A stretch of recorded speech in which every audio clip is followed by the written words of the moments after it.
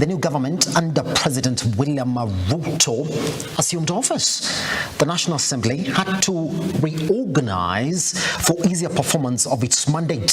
However, the appointment of the Speaker of the House and the Leader of Majority brought about divisions with both Kenya Kwanza and Azimio members of Parliament claiming to be the majority. Our reporter Shadrack Karebia brings us the achievements made by the 13th Parliament in 100 days. Immediately, political dust settled and the government was up and running. I, William Samoei Ruto. Members of the National Assembly had to put their house in order. The first on the card was the appointment of Speaker of the National Assembly and that of the Senate. In the National Assembly, the appointment brought about division as MPs on both ends of the political divide flexed their muscles in the attempt to claim the influential Speaker seat. After the voting exercise was conducted, Moses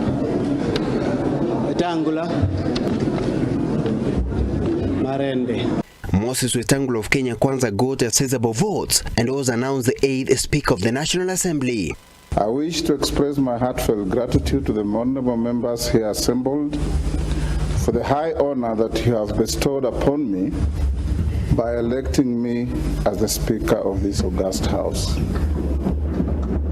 I accept and submit to your will, and I'm ready to serve as the 8th Speaker of the National Assembly since our independence. After Speaker Affairs contest came to an end, the House was also treated for another tussle. This round, the election of the majority and minority representatives. Both Azimio and Kenya Kwanza laid claim to the majority seat, and Speaker Moses Wetangula held to make a ruling to determine which coalition represented the majority. Madam Speaker, I want to take this opportunity also to ask the Speaker in his wisdom, wherever he is, that later when he comes here, he makes the best ruling that Azimio is the majority in this House. Wetangula ruled that the Kenya Kwanza were the majority after President Ruto had convinced the opposition MPs to decamp and join his government.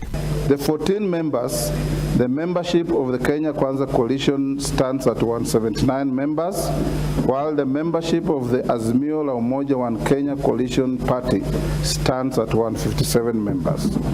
This by implication indicates that the Kenya Kwanza coalition is the majority party, and the Azimio la Umoja One Kenya coalition party is the minority party in this House. That the Kenya Kwanza coalition is entitled to appoint the leader of the majority party. Kikuyu MP Kimani Ichung'wah was consequently elected as the leader of majority. The Azimio coalition threatened to go to court, but later abandoned the idea and settled on the minority position. If you are a minority or majority, then that influences the number in the committees. Sindio? And this is a matter ambayo nimezungumza kwamba sisi wenyewe tuko kwa mahakama. Since then, the parliament has been divided, and even after President William Ruto appointed his cabinet, the Azimio MPs have openly expressed their opposition to the appointments made by the head of state on claims of misconduct. A case in point being a controversial appointment of Gender CS Aisha Jumwa and Agricultural CS Mithika Linturi.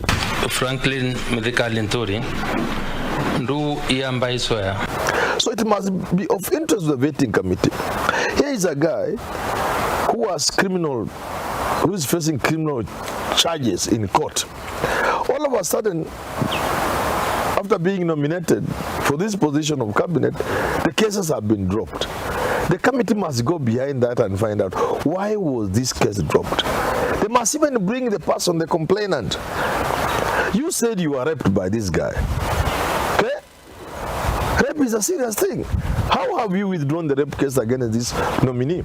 With the sitting government enjoying numerical advantages of committee members and representation in the House, all the appointments were approved, despite concerted protest from Azimio. About 2 months after the elections, Farmers' Party submitted to the Parliament the proposal to remove from office 4 IEBC commissioners, Juliana Cherera, Irene Masit, Justice Nyang'aya, and Francis Wanderi on grounds of violation of the constitution. It was a process that stirred the political temperatures in the country, with the Azimio leaders opposed to the vetting of the 4 commissioners, the opposition threatening to call a national-wide protest in solidarity with the 4, accusing the government of planning to rig 2027 elections in the process. The first anti-government meeting was conducted at Kamkunji grounds on 7th December. Hawa makommissioners wanne tunataka mpaka warudishwe pale wako. Warudishwe pale. Alupa na Ruto mpaka azuiliwe kuteua tume nyingine ya uchaguzi ambayo ni yake ni kama kargosi yake. Kama amefanya namna hiyo kutakuwa kuna uchaguzi katika taifa letu. Tuelewane vizuri.